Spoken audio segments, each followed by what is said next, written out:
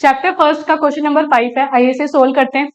Question है आपका, prove that 3√2 is an irrational number. और ये क्वेश्चन है आपसे पूछा गया आरबीसी सप्लीमेंट्री 2024 में। आपका क्वेश्चन क्या कह रहा है, आपको प्रूफ करना है कि जो 3√2 है वो क्या है आपका इरेशनल नंबर। जब आपसे ऐसे प्रूफ वाले क्वेश्चन पूछे जाएंगे स्पेशली चैप्टर फर्स्ट के, तो वहां जो सबसे इंपॉर्टेंट रहेगी वो रहेगी आप इस क्वेश्चन को प्रेजेंट कैसे करोगे या लैंग्वेज कैसे लिखोगे। तो चलिए इसे लैंग्वेज के साथ ही लिखते हैं, ठीक है।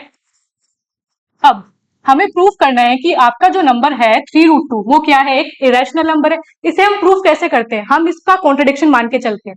तो हम क्या मानते हैं, लेट अस कंसिडर, आपको प्रूफ करना है कि इरेशनल है तो हम इसका उल्टा मानते हैं। हम क्या मानेंगे कि जो आपका 3√2 है वो क्या है, इज अ रैशनल नंबर। अब ऐसा मानने से हमें क्या फायदा होगा, आगे देखते हैं।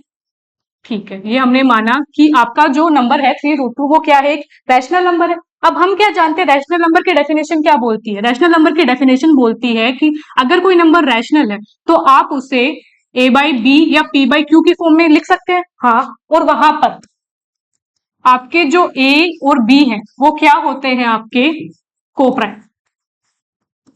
ये हमने पढ़ा हुआ है क्या, रैशनल नंबर की डेफिनेशन। रैशनल नंबर की डेफिनेशन आपको क्या कह रही थी कि आपका नंबर a/b की फॉर्म में लिखा जाएगा और वहां पे जो a और b है वो आपके क्या होंगे, आपस में कोप्राइम होंगे। ठीक है, अब अगर आप अलाउड करें तो हम इसे ऐसे लिख सकते हैं, इस 3 को यहाँ नीचे भेज दें। ऐसा करने से क्या होगा, चलिए देखते हैं। तो हम इसे लिखा a/3b, यही कहानी थी। ठीक है, अगर आप ध्यान से देखें तो ए और बी नंबर क्या थे, कोप्राइम। यानी हम क्या कह सकते हैं कि यहाँ पे आपका जो नंबर बन रहा है a/3b वो कैसा है, रैशनल नंबर है आपका। हाँ, यानी यहाँ पे हम क्या लिखेंगे, here a and b are coprime, क्योंकि आपके a और b आपने माने हैं कि वो कोप्राइम है। अब सीधी सी बात है, दो कोप्राइम नंबर या दो इंटीजर्स को जब आप आपस में डिवाइड करते हो तो वो नंबर बनता क्या है, वो नंबर बनता है आपका rational number. So a/3b is a rational number. ठीक है, इज अ रैशनल नंबर। अगर अब हम ध्यान से देखें तो इस साइड आपका लिखा हुआ एक रैशनल नंबर, इस साइड लिखा हुआ आपका √2 और बीच में क्या है, इक्वल का साइन। यानी आप ये कहना चाहते हैं कि ये जो रैशनल नंबर है वो इसके बराबर है।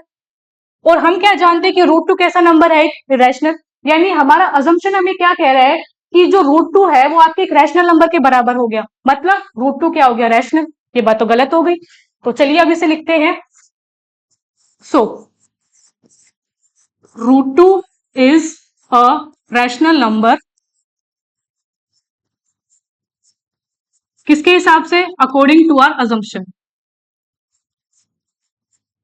According to our assumption.